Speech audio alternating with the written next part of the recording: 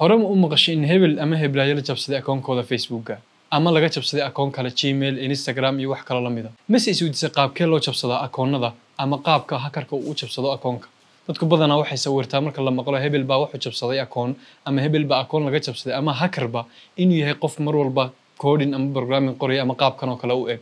laakiinse arinku aad buu uga fudud yahay sidaas aadna waa uga adag yahay sidaas waxaan ula jeedo waa ku fasiri doonaa laakiinse videogan kugu bari maayo qaabka loo jabsado akoon Facebook ama akoon kale waxaan kugu bari doonaa sidaad uga digtoonaan lahayd in la jabsado akoonkaaga Facebook ama akoonnadaada kale intaan ugu galin muuqaalkan oo aan ku sharxin kuna faa'iidin fadlan hadan hore noogu xirneen imkan ugu xirnow oo followda ama subscribe hadii naga daawanaysid YouTube-ka hadii kale naga daawanaysid TikTok ama Facebook followda naga la baqaynay sidoo kale commentiga iyo like-ta saaxiibkaana u share garay kuna meesha garay si ugu digtoonaada isaguna sidaan oo kale haddaba haddaan ku sharaxo marka aan leeyahay aadna way u fududahay aadna way adag tahay waxaan ula jeedaa aad ay u fududahay oo wax badan oo coding iyo programming iyo waxaan saddex yaacay looma baahna marka aad jabsanaysid ama la jabsanayo akoonkaaga Facebook ama akoonkaaga kale aadna way adag tahay marka aan leeyahay waxaan ula jeedaa qofka hackerka ama qofka jabsanaya aad bay ugu adag tahay in uu ku qanciyo qofka uu ka jabsanayo akoonkiisa si uu ugu ogolaado inuu jabsado akoonkiisa ama qofka ogolaanaya in la jabsado akoonkiisa waxaan ula jeedaa marka la jabsanayo akoonkaaga loo soo bareeri maayo in la jabsanayo akoonkaaga oo toos lagugu sheegi maayo waa la jabsanayo akoonkaaga laakiinse waa lagu khiyaameynaya oo qaabkee lagu khiyaameynaya qaabkan loo jabsado akoonnada Facebooka Instagramka Gmailka waxaa la yiraahdaa phishing magacyo fara badan uu leeyahay sida smishing iyo vision oo video ugu horeyso laakiinse phishingka ugu caansan ama phishing attack oo lagu jabsado akoonnada sida Facebooka Instagramka Gmailka iyo wixii la mid ah haddaba haddaan ku sharxo qaabka phishingku u dhaco sidaad magacaba ka garanaysid kelmadda phishing marka la af Soomaaliyeeyo waa kalluumaysi saad ogtahay qofka kalluumaysanayana marka uu kalluumaysanayo wuxuu badda ku tuuraa jilaabada waxa la yiraahdo oo uu afka hore kaga xidho cunto si uu kalluunka ugu tuuro kalluunkuna wuxuu moodayaa in loo soo tuuray cuntada marka uu qabsadana toos baa loo kalluumaystay isagana meesha laga dhex baxay haddaba sidaas si la mid ah ayuu qofka hackerka kugu sameynaya wuxuu kuu soo dirayaa wax cunto oo kale ah deedna cuntadii markaa istiraad qaado adiga ayaa si toos ah lagu kalluumaystay aan si kale ku fahansiiyo hackerka ama qofka jabsanaya akoonkaaga marka uu jabsanaya akoonkaaga wuxuu kuu soo diri doonaa linkigaas oo ah phishing ama kalluumaysi marka ku dhufatay linkiga oo uu ku geeyo website-kii la rabay in lagu helo xogtaada sida username-kaaga Gmail-kaaga password-kaaga ee lagu galiyay akoonkaaga la jabsanayo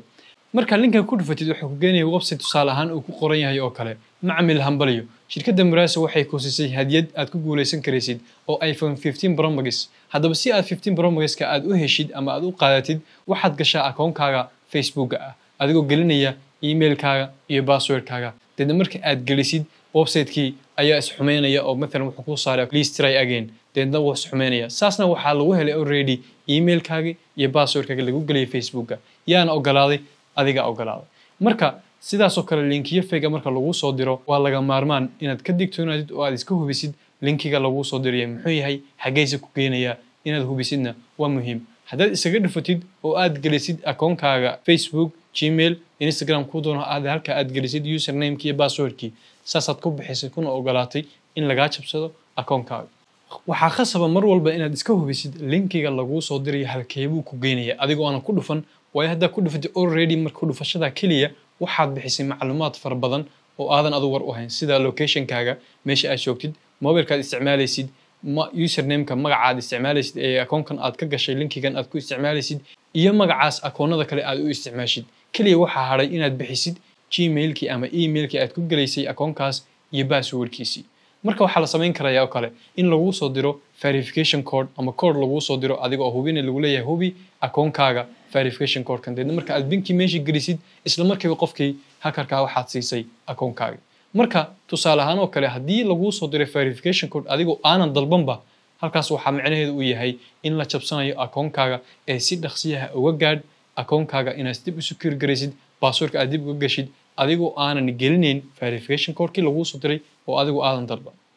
marka mar walba ka digtoonow akoonkaaga in la jabsado oo ha furin linkiyada lagu soo diro cidina ma jabsan karayso akoonkaaga adigoona adigu ogolaan haddaadan adigu ogolaan qof jabsan karay ama hackerka adduunka ugu weyn xataa ma jabsan karayo digtoonow oo ha ku sirmin linkiyada fake ah saaxiibka ama saaxiibadaana ku soo meeshi karay commentiga si ay iyagana uga digtoonaadaan oo aan loo jabsan akoonkaaga adiguna dadka akoonada ka jabsan fadlan waxaan ku rajeynayaa inaad wax badan iga faa'iiday fadlan sidoo kale naga ilaawin like-ta iyo commentiga iyo sidoo kale haddaad YouTube-ka naga daawan subscribe-ta hadda Facebook naga daawanaysidna akoonka noo follow garay insha Allah